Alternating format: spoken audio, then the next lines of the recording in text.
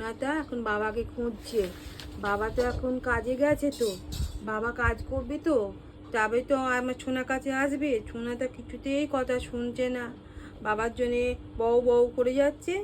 আমি বাবাকে তাড়াতাড়ি করে ফোন করে বলে দিয়েছি, বাবা তুমি তাড়াতাড়ি চলে এসো, সোনাটা তোমার জন্য ঘুমু করছে না, সোনাটা জেগে বসে রয়েছে।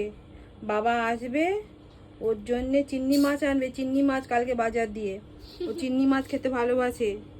চিকেন আনবে, ডিম আনবে, ঠিক আছে? ও চিংড়ি মাছ খাবে কালকে। সবাই শুনে নাও, চিংড়ি মাছ খাবে না চিকেন খাবে না ডিম খাবে, কোনটা খাবে ও বাবাকে বলবে, সেটাই বাবা এনে দেবে, তাই তো? ওই জন্য বলেছি এখন চুপ করে শো, বাবা একটু পরে আসবে। বাবার সঙ্গে তুমি ঘুরু করতে যাবে? কি করে ঘুরতে করতে যাবে?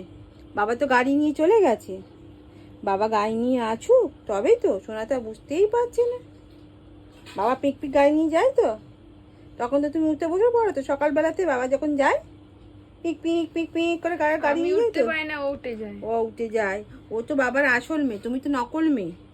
ও বাবার জন্য উঠে পড়ে ভোরবেলায় 5টার সময়, বাবা ডিউটি গেলে 5টার সময় উঠে বসে থাকে।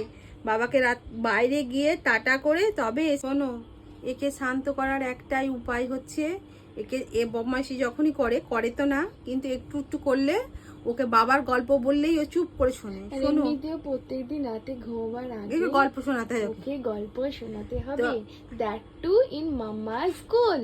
হ্যাঁ, এবার এখন ওকে আমি ওর বাবার গল্প শোনাচ্ছি তো, ও চুপ করে শুনছে।